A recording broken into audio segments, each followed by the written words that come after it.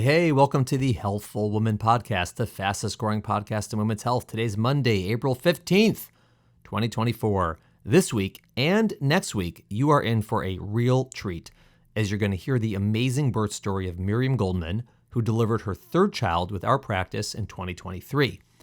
As you got from the title of the podcast, Miriam was diagnosed with stage 4 cancer during her pregnancy. Thank God she and her baby are doing well, and she came in on the day her baby turned 9 months to share her incredible story with all of us. Thank you to Miriam for agreeing to share her story, for coming to my office, and for being such an incredible guest. All right, a few reminders. Reminder, anyone listening on Apple or Spotify, it would be awesome if you could rate this podcast, preferably with 5 stars. Today's podcast is certainly 5 stars. Please do leave comments and suggestions. I read them all. If you have any questions for our mailbag podcast, please send them in. You can email us directly at hw@healthfulwoman.com or go to our website, www.healthfulwoman.com, and click on the link that says send us your questions. Please remember, these questions are for mailbag podcasts, not personal medical advice that you need answered quickly. If you have such questions, ask your doctor. All right, my book with Emily Oster, The Unexpected, is being released in a few weeks. Very exciting. If you would like to pre-order the book, we have links on our websites. As I announced last week, we do have a few book signings coming up. On May 22nd at 7 p.m. at the JCC on the Upper West Side of Manhattan, there's going to be an event and book signing. It's going to be a conversation with Emily and me, followed by a book signing. If you go to their website for the JCC, it might say a conversation with Emily Oster, but I'll be there too. I think they're going to change that at some point. So feel free to sign up for that. If you sign up, I'm pretty sure the admission fee comes with a copy of the book, so you won't have to also pre-order the book. You can check their website for more details. There's also going to be an event and book signing at Politics and Prose Bookstore in Washington, D.C. in May as well. I will pass along those details when I get them. Finally, thanks to all of you who sent in their well wishes to my wife Michal on her recovering from donating a kidney. She is recovering well and really appreciates all the love and support. All right, thanks for listening. Enjoy part 1 of Miriam's story. See y'all next week for part 2. Hey, welcome to the Healthful Woman Podcast, the fastest growing podcast in women's health. Today's Monday, April 15th, 2024. This week and next week, you are in for a real treat as you're going to hear the amazing birth story of Miriam Goldman, who delivered her third child with our practice in 2023. As you got from the title of the podcast, Miriam was diagnosed with stage 4 cancer during her pregnancy. Thank God she and her baby are doing well, and she came in on the day her baby turned 9 months to share her incredible story with all of us. Thank you to Miriam for agreeing to share her story, for coming to my office, and for being such an incredible guest. All right, a few reminders. Reminder, anyone listening on Apple or Spotify, it would be awesome if you could rate this podcast, preferably with 5 stars. Today's podcast is certainly 5 stars. Please do leave comments and suggestions. I read them all. If you have any questions for our mailbag podcast, please send them in. You can email us directly at hw@healthfulwoman.com or go to our website, www.healthfulwoman.com, and click on the link that says send us your questions. Please remember, these questions are for mailbag podcasts, not personal medical advice that you need answered quickly. If you have such questions, ask your doctor. All right, my book with Emily Oster, The Unexpected, is being released in a few weeks. Very exciting. If you would like to pre-order the book, we have links on our websites. As I announced last week, we do have a few book signings coming up. On May 22nd at 7 p.m. at the JCC on the Upper West Side of Manhattan, there's going to be an event and book signing. It's going to be a conversation with Emily and me, followed by a book signing. If you go to their website for the JCC, it might say a conversation with Emily Oster, but I'll be there too. I think they're going to change that at some point. So feel free to sign up for that. If you sign up, I'm pretty sure the admission fee comes with a copy of the book, so you won't have to also pre-order the book. You can check their website for more details. There's also going to be an event and book signing at Politics and Prose Bookstore in Washington, D.C. in May as well. I will pass along those details when I get them. Finally, thanks to to all of you who sent in their well wishes to my wife Michal on her recovering from donating a kidney. She is recovering well and really appreciates all the love and support. All right, thanks for listening. Enjoy part 1 of Miriam's story. See y'all next week for part 2. Welcome to today's episode of Healthful Woman, a podcast designed to explore topics in women's health at all stages of life. I'm your host, Dr. Nathan Fox, an OBGYN and maternal fetal medicine specialist practicing in New York City. At Healthful Woman, I speak with leaders in the field to help you learn more about women's health, pregnancy, and wellness. All right, Miriam Goldman. Miriam, welcome to the podcast. It's so nice to see you. So nice to have you. Thank you. Thank you for having me. This is terrific. When you came in today, I was all confused because I was like, wait, you're supposed to be here at 2 o'clock. You're like, no, 1 o'clock. Here's the email. You said 1 o'clock. And then I got confused. And I realized, because I thought today was Tuesday, when in fact today's Monday. And I said, this is what you have to look forward to as you get older, where you just don't know what the hell day it is. Welcome to the week. Yeah. But it's all good. But you're here. We're in person, which is really a delight for me because a lot of people do it remotely, but you live local, you work in the city at Mount Sinai. And here we are face to face. Good. How you doing today? Good. I just felt this was a really intense story. So this is a good person to face type of story. It is an intense story. It is better face to face. Thank God it sort of ends well. And so that's good, but we're going to get into some pretty deep stuff, I guess. So I guess just for our listeners, give us a sense of, who you are, where you're from, what do you do, and how did you come to volunteer your story? Sure. So my name is Miriam. I live in New Jersey, married with a family there. From New Jersey, moved back to the same town after I had kids. Mm-hmm. So my parents were in the same town as me. I work in New York City at Mount Sinai as a hospital social worker. I've been doing that for 11 years and the inpatient side. So I've kind of been on the provider side for over 10 years now, which kind of like plays into this. And I was kind of just listening to your podcast, and I was just, after my 6-month mark, I was like, I'm ready. I'm ready to share my story. I'm processed it enough, and I'm ready to hopefully reach out to anyone else who's gone through this, and that they could know that it was done, know that there are people that have done there, and just take strength from anything they hear from today. That's amazing. Now, you left out one important piece here, which is the toast. Oh my God, I love the toast. I actually am a patient in your practice. And then I also heard you on the toast because I love the toast. And then it all combined from there. Right. Good morning, millennials. Yes, yeah. I'm a millennial. God bless you. All right. So great. And I guess we're going to be talking mostly about your pregnancy from last year. I guess we're 2024. So you said your baby's 9 months old now? 9 months old today. Amazing. But let's go into your first 2 births just to get a sort of a flavor of what your reproductive career was like from the outset. So tell us about your first pregnancy, first delivery. Sure. So I have a 6.5-year-old son now. He's my oldest. Got pregnant a few months after trying. Total normal pregnancy, nausea, but nothing like crazy, and no complications. Super easy. Had him 2 days past his due date. And it was really a vaginal delivery. There was really I was totally normal. He was totally normal. There was super low anxiety the whole time. And that was kind of it. And you delivered in the city at that time. Were you living in the city? I was living in Queens, but working in the city. So I delivered in Lenox Hill because I thought it was kind of in between both. Right in between. Yeah. Perfect. All right. So that went well. Things are going good. You're a new mom and you decide to do it again. 3 years later. I needed time to process. 3 years later. Good time. I'm like, let's try for another one. Tried again. Took a little bit longer, but we were like, this is okay. Got pregnant. And by now I lived in New Jersey. So I switched to Englewood Hospital. Sure. Know it well. Hospital, get my own room there. Super easy pregnancy. It was during COVID though. So that made things a little complicated because I was working in a hospital, always worked through it. But then when I was ready to give birth, I didn't have COVID. My husband didn't have COVID. It was the easiest labor I've ever had. Right. So this is 2020. Yes. What month? July. Oh, so this is really like in the throes of COVID. Right. Was this right? This must have been right after the time when people thought they'd have to deliver alone. That was more, I think, April. That was like March, April. Yeah. This was July. So my husband was there, but we did have to wear a mask during delivery. It's annoying.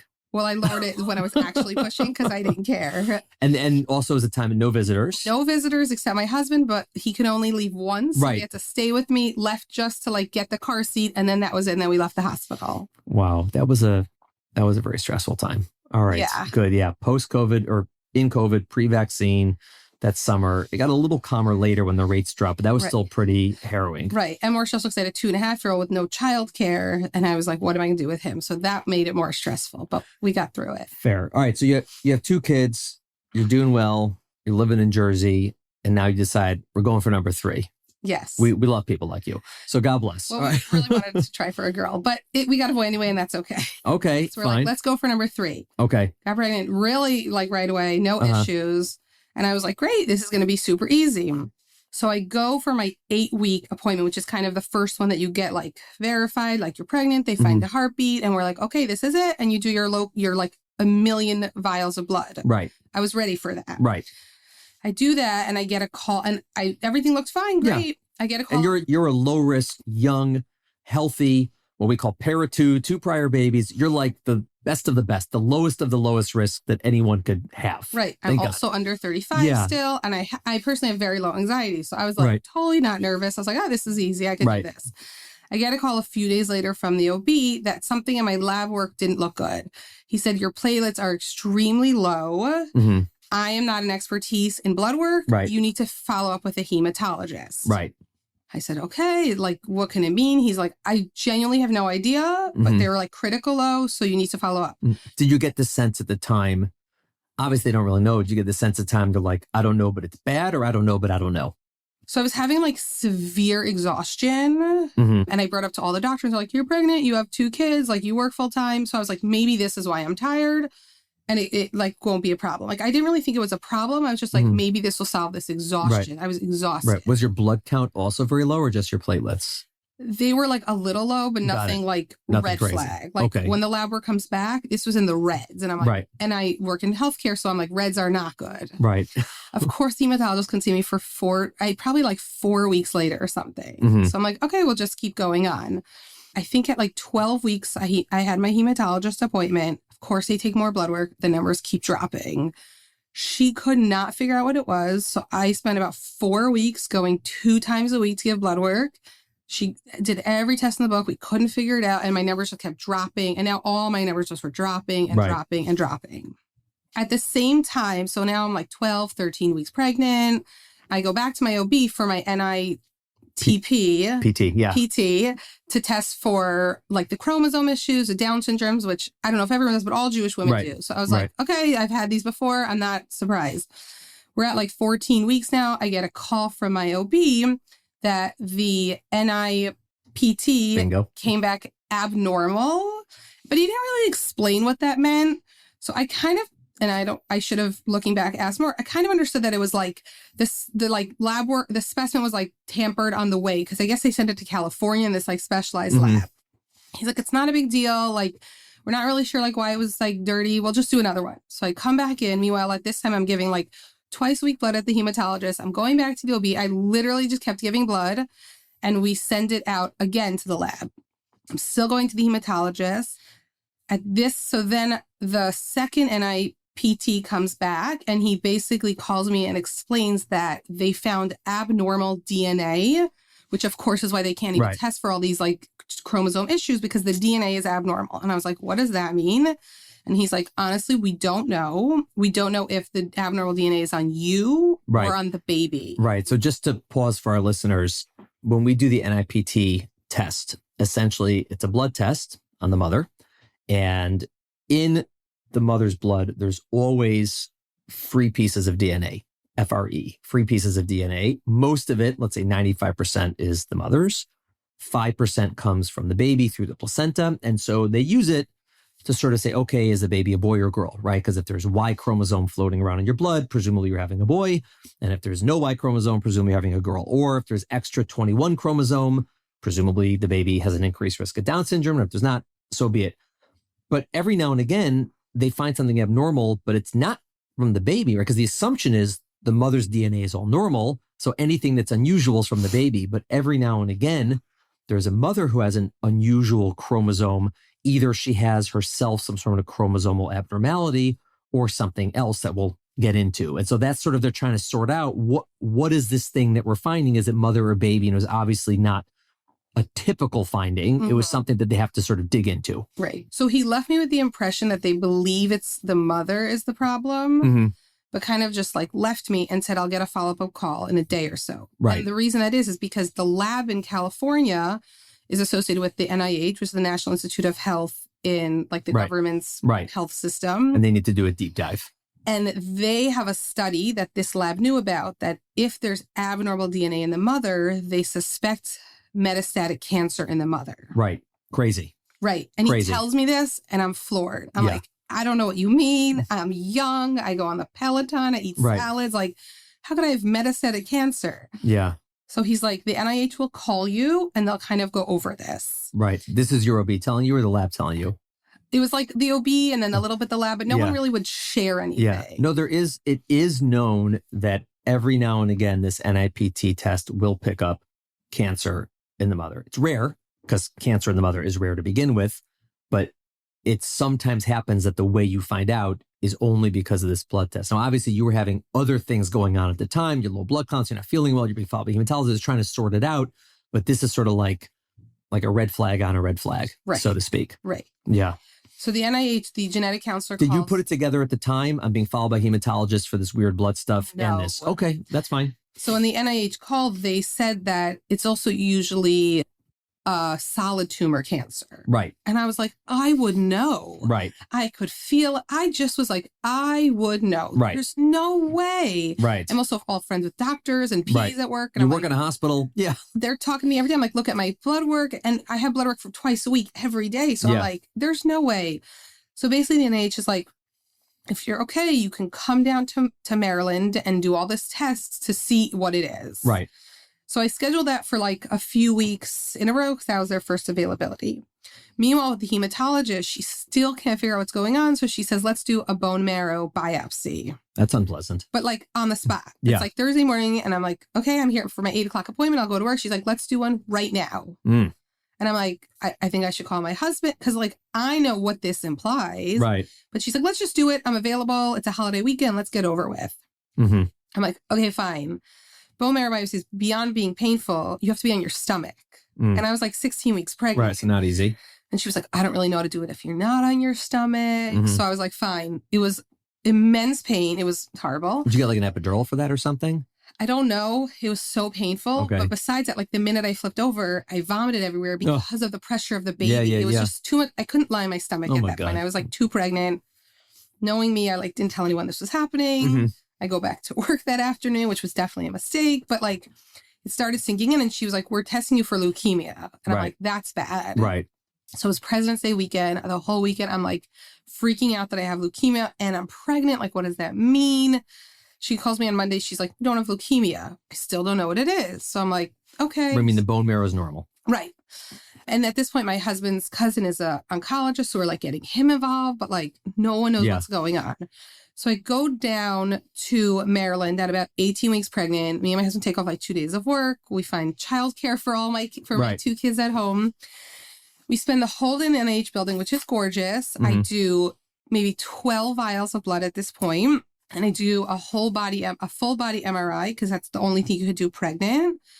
And then they're like, okay, wait for the oncologist. I was so sure I was fine because I'm so healthy. I call my mom. I'm like, we're going to meet with the oncologist for 5 minutes. Like, we'll come back. We'll come pick up the kids tonight. Like, no worries. We go to the room. I remember exactly the oncologist. I even know his name. And he walked in. He was like, I see in your MRI, you have metastatic lesions everywhere. And I couldn't breathe.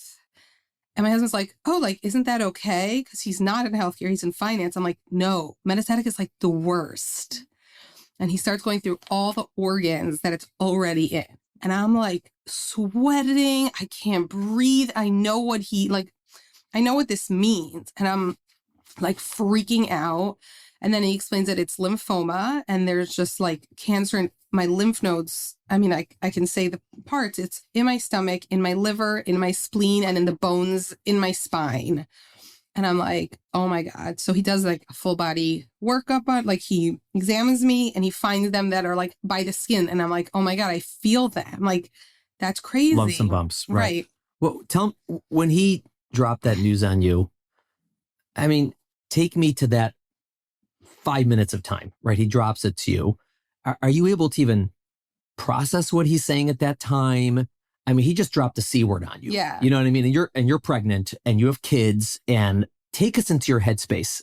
Literally for those first few minutes, is he just like speaking like wah, wah, wah, wah? Or are you listening and you're like, I mean, what is it? So I go, I can't breathe. I have to take off my mask because we were masking. Yeah. And he was like, oh, do you totally could? So I lower mask and I just like take a few deep breaths. And like, I'm like, I kind of like asked for like clarifying, like, what does this mean? What type? Like, and then I just start like my voice cracks. So I like start crying because I'm like, holy crap. Like and then he stops and he actually takes my hand and my husband's hands and he puts them on top of each other. And he's like, you guys need this moment to just like take this in.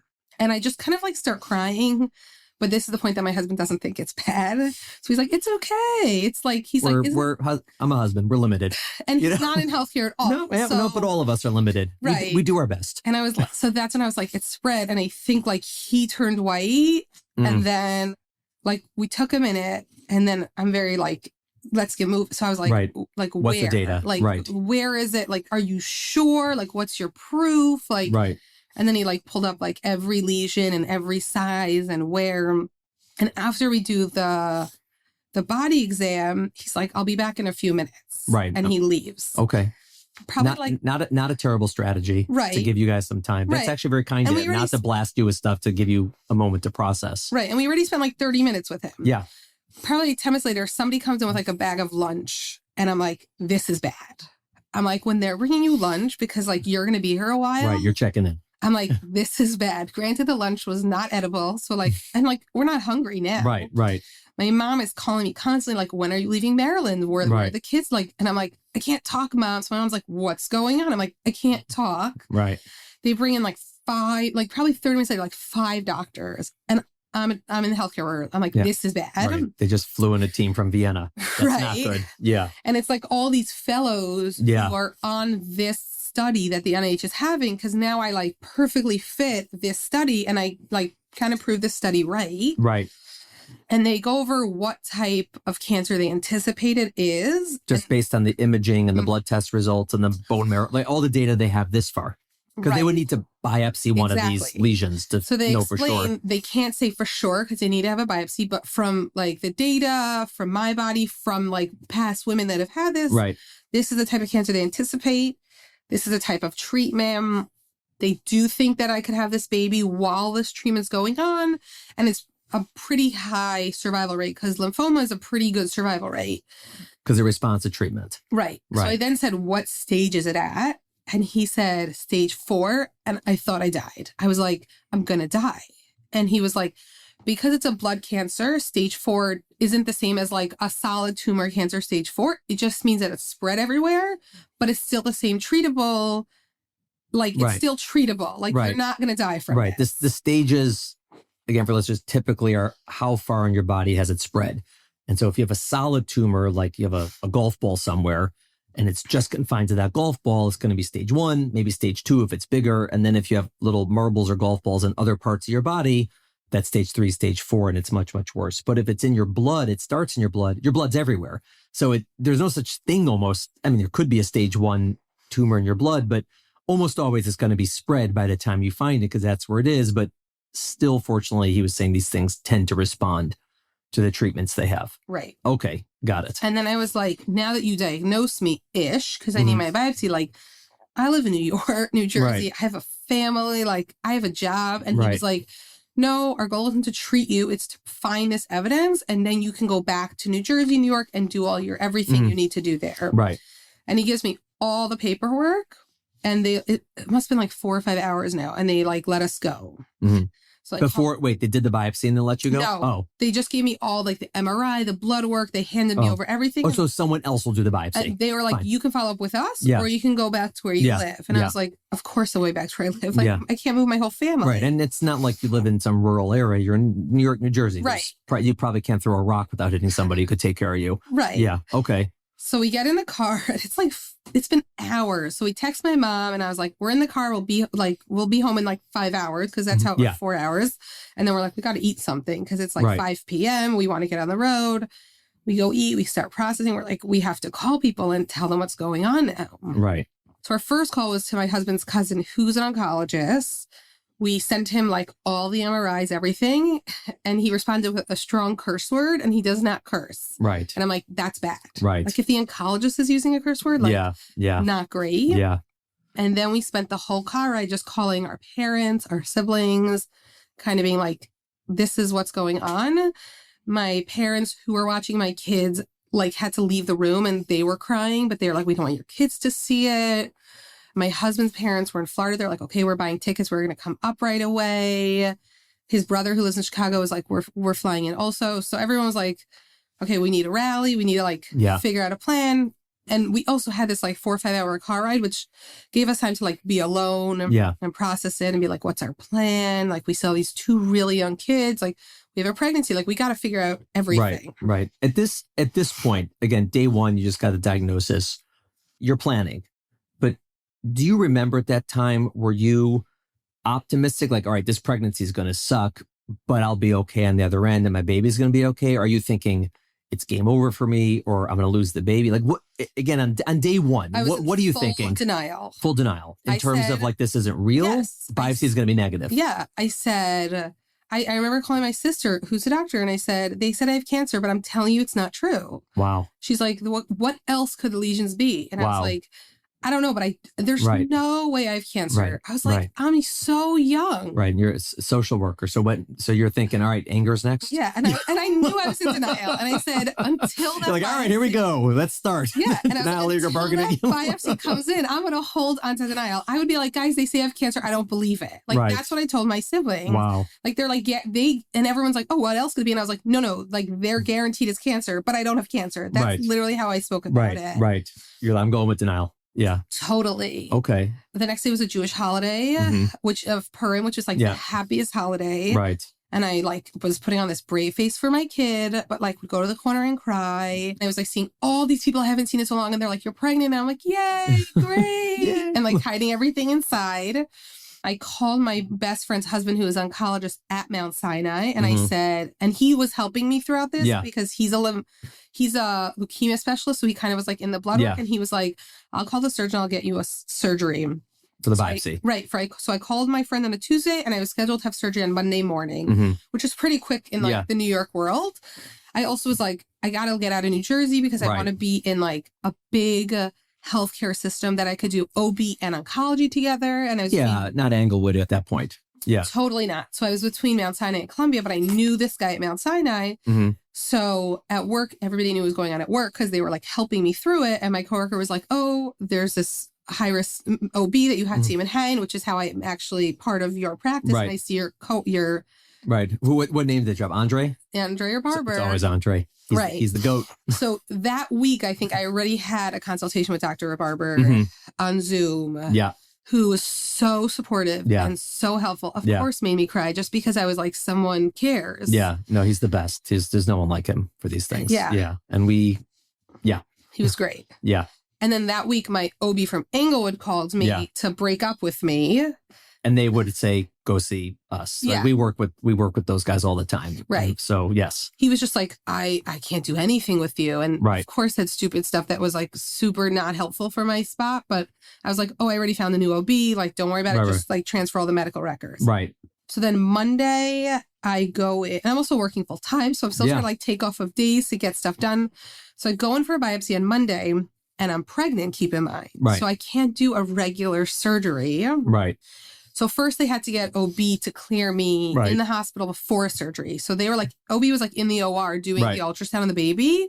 They couldn't do not general anesthesia. They couldn't do the regular anesthesia. I don't know if it's an anesthesia issue. Maybe normally they use some sort of like fluoroscopy or radiation. I don't know, because that would be the thing, because you can get general anesthesia when you're pregnant. So not like the intubating one, the one that you're like. They can't just sedate you, so they have to actually intubate you. Yeah, that makes sense. Right. So she basically said we could do local, where you're fully awake. Right. Or we can intubate. Fully asleep. Yeah. No, fully awake. Right. You could do either fully awake or fully asleep. Yes. You can't be in between. And as a healthcare worker who works in the ICU, I was like, I'm not getting intubated if I don't need to. So fully awake.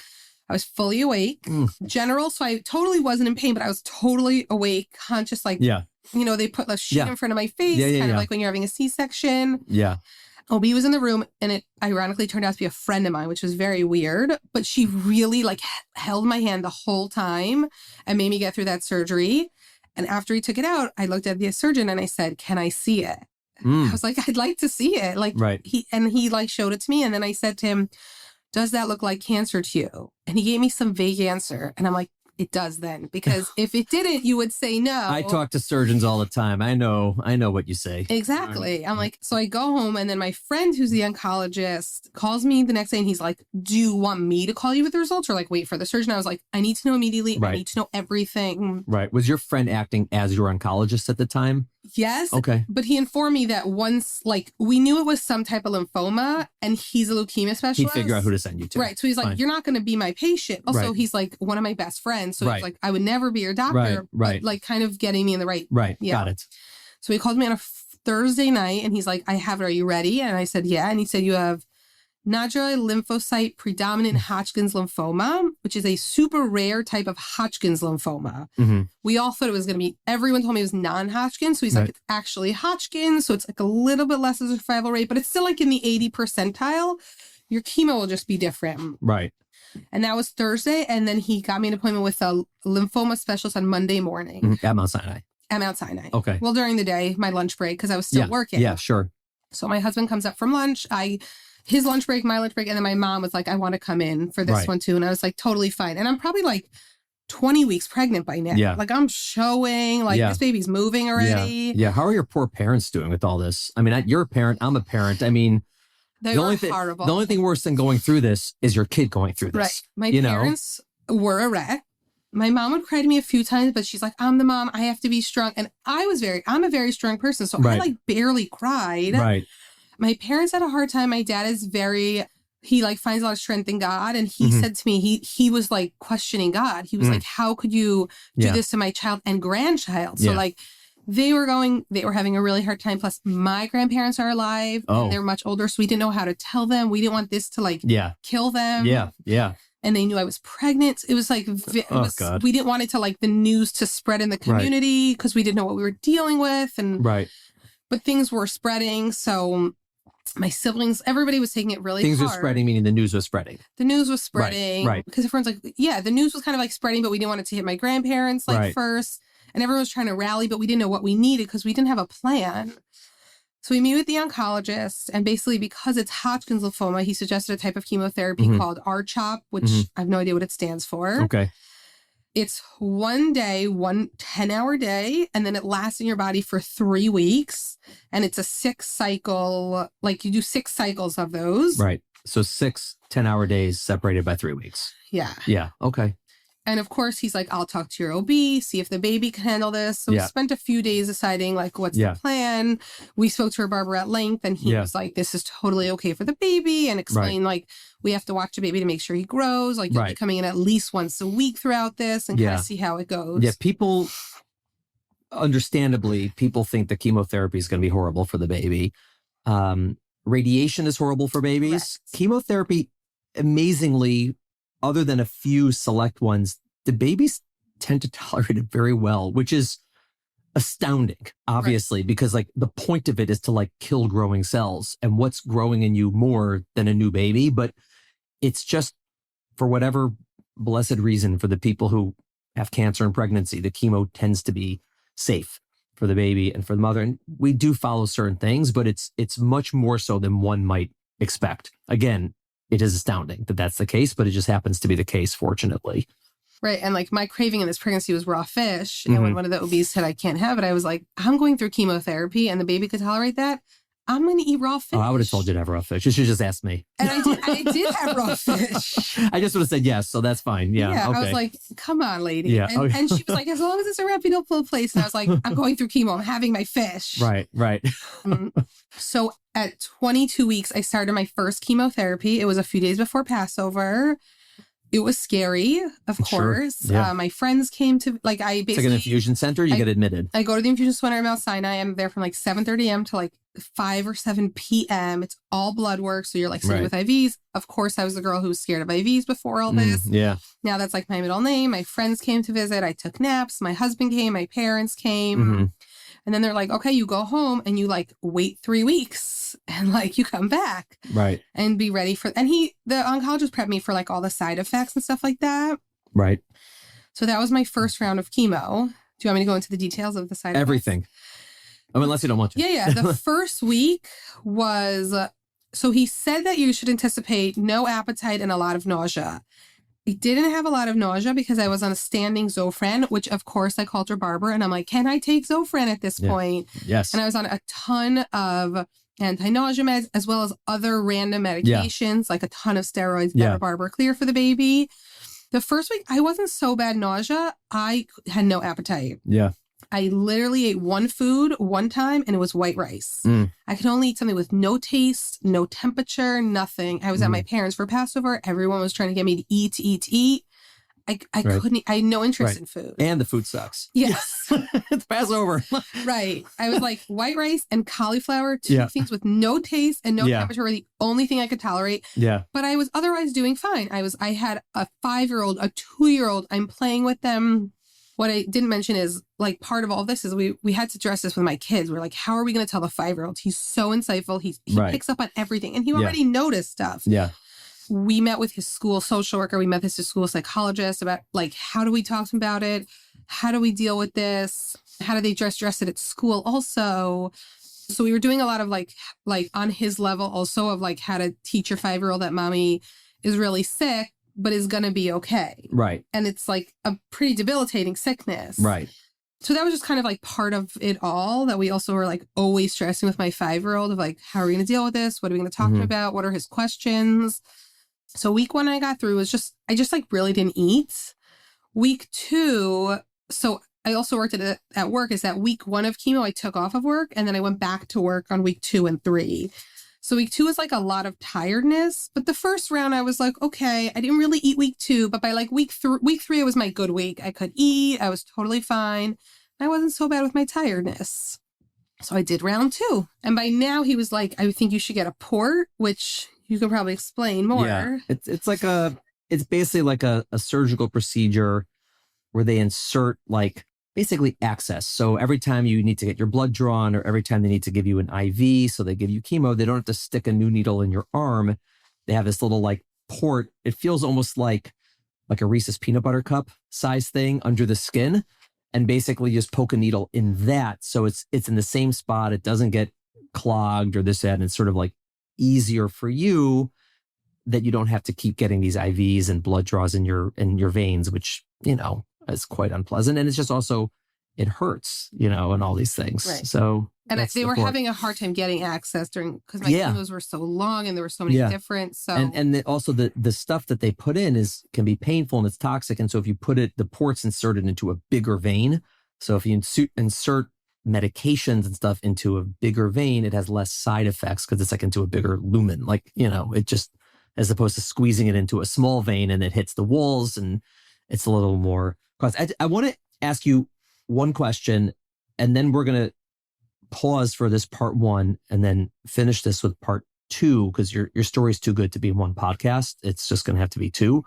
But you're going through this, right? So you're talking about your chemo, your emotions, your kids, all this stuff.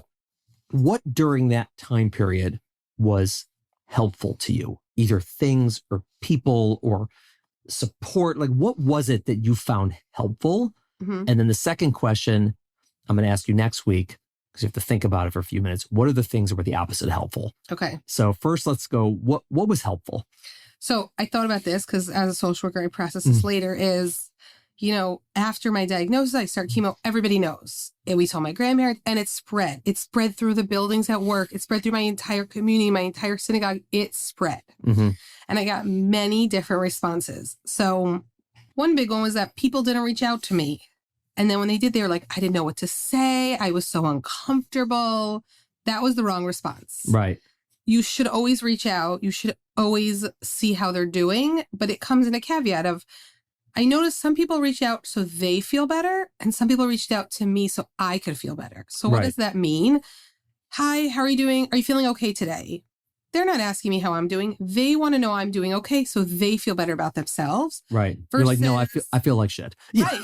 And the thanks for truth asking. is, Have a good day. the days that I felt like awful, I didn't respond to that. Right. Because I'm like, they're looking for a positive answer. I can't give it to them. I'm not going to say anything. And I didn't answer that text. Versus some of my best friends were like, we're really here for you. We're really thinking about you. Like, hope you're doing okay. If you want to talk, we're here. To send a text with no need to respond is real support, because it's not about the sender. It's about the receiver. Yeah. One of my best friends from college, she was talking to me about it. And I was like, she's like, you need music. And I was like, great. So she made me a playlist of like our college party songs. Right. Because she's like, how can I help? The cancer playlist? It's called Curse Word Cancer. And that's my playlist that I listen to. Yeah. Yeah. Listen, there's so much with that. And it's true with someone who's ill. It's true with someone who's had a loss, right? There's the things that are helpful tends to be, in my experience, genuine showing of love and caring. Just saying, I'm thinking about you. I love you. I miss you. Like whatever it might be, like that, just like I'm throwing love at you. And the second thing is I'm here to help you. And not so much, what can I do to help you? Because then it's like putting, like, you have a job now to tell me what to do. Right. It's like, I'm going to do this, right? Or let me do this for you. Let me do that for you. And you could say, no, like, let me pick up your kid from school today, right? You could say, no, I got it covered, but you're like, great. And so it's much more, you don't put a job on the person who's suffering to like do something. You just do it or volunteer to do it as opposed to asking. Yeah. And that is amazing. Yeah. Wow. Cool. Miriam, we're going to have you back next week for part 2. Thank you for listening to the Healthful Woman podcast. To learn more about our podcast, please visit our website at www.healthfulwoman.com. That's HEALTHFULWOMAN.com. If you have any questions about this podcast or any other topic you would like us to address, please feel free to email us at hw@healthfulwoman.com. Have a great day. The information discussed in Healthful Woman is intended for educational uses only. It does not replace medical care from your physician. Healthful Woman is meant to expand your knowledge of women's health and does not replace ongoing care from your regular physician or gynecologist. We encourage you to speak with your doctor about specific diagnoses and treatment options for an effective treatment plan.